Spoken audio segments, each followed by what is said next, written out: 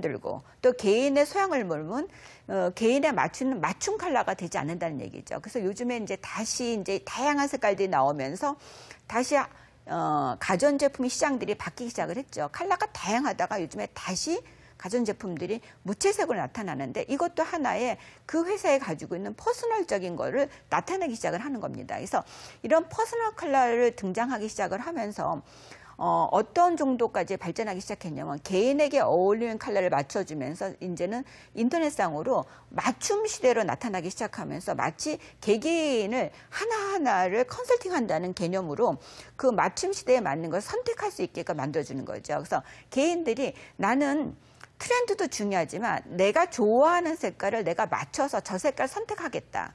또 하나는 이런 컬러리스트들이 등장하면서 브랜드화 시키기 시작을 했죠. 유행을 많이 하지만 그래도 나는 저 자사 브랜드에 나오는 색깔이 좋으니까 그 색깔 선택하겠어. 나는 저 디자인에 저 색깔을 고집하고 있는 회사를 난 선택하겠어. 그래서 마치 자기 스스로가 하나의 밸류를 높여주는 식으로 만들기 시작을 했습니다.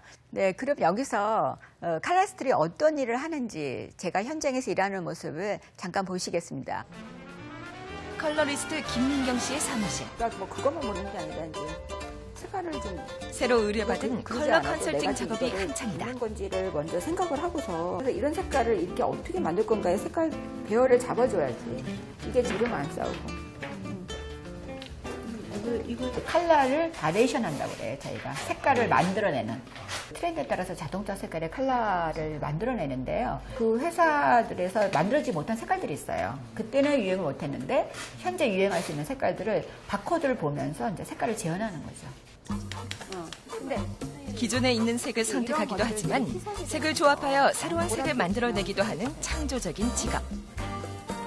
요거 하나 그것이 바로 컬러리스트다. 나는 이제 대한 마지막 작업이 이러한 이제 저희가 직업이다 보니까 다양한 색깔을 예를 들어서 뭐 수천 가지를 봐도 정확하게 색의 분석이 다 돼요. 저 색깔은 무슨 색깔과 혼합이 돼 있는지 그 아주 세밀한 차이인데 저희가 그거를 굉장히 정확하게 선별합니다. 국내 색채 분야의 최고 전문가들이 한자리에 모였다. 한국 색채 대상 심사를 위해서이다. 제품의 이미지를 결정하는 색. 색채 대상은 그 색의 가치를 가장 잘 살린 제품과 기업에 주는 상이다. 아직 불모지나 다름없는 국내 색채 시장의 발전과 수준 높은 전문가 양성을 위해 열심인 김민경 씨. 아직 우리나라는 그 색채가 너무 기반이 갖춰져 있지 않기 때문에 이런 전문가 그룹이 많이 필요한 단계라고 볼 수 있습니다. 오전 업무를 바삐 마치고 김민경 씨가 찾아간 이곳은 또 어디? 서울의 한 테라피 센터. 안녕하세요. 손바닥을 올리니 모니터에 색이 나온다? 이게 뭘까? 네, 뭐 컬러 테라피라고 얘기를 하는데요. 신체적인 기능을 강화시켜주는 작용도 하고요. 심리적인 변화도에 따라서 색을 적응시켜서 그분의 심리 상태를 맞춰주는 그러한 역할도 하나의 컬러 테라피가 하고 있습니다. 이 색깔 자체는 심장이 지금 약하고 약간은 두근거리고 바이오 사이클 리듬 자체가 고객의 지친 심신을 치유할 수 있는 컬러를 정하고 컬러벽을 보게 함으로써 심신의 안정을 돕는다. 이처럼 색을 활용하는 범위는 매우 넓으며 그 역할을 주도적으로 하는 것이 바로 컬러리스트이다. 몸이 축 편안해지면서 물론 제 심리적인 걸 수도 있겠지만 조금 마음이 편안해지는 걸 느꼈어요. 사람의 마음과 트렌드를 빠르게 읽어내는 통찰력과 이것을 실용화할 수 있는 능력을 갖췄다면 누구나 도전할 수 있다. 그 일이 이제 결국 뭐 이렇게 힘들다고 생각하는 것보다는 굉장히 이제 적극적으로 열심히 일을 하고 있고요. 또 하나는 이제 요새 도시 환경 쪽으로 해서 건축 외관이라든가 아니면 우리가 이제 시안 작업하는 이런 것들도 이제 굉장히 많이 하고 있습니다. 21세기 디자인 시대에 색이 차지하는 비중은 상상 그 이상이 될 것이다. 그래서 현재보다 앞으로가 더 기대되는 직업, 컬러리스트. 통찰력과 감성을 갖춘 많은 이들의 도전이 기대된다.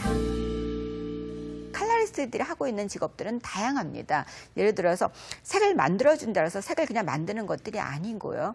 예를 들어서 제품, 예를 들어서 우리가 자동차를 예를 들어서 생산한다면 자동차의 타겟과 가격에 맞춰서 칼라리스트들이 자동차 색깔을 구현할 수도 있고요. 또 가전제품에서도 정말 신혼부부를 맞추는 홈시어터나 TV가 등장한다면 거기에 따른 칼라리스트들이 상품을 기획할 수도 있고요.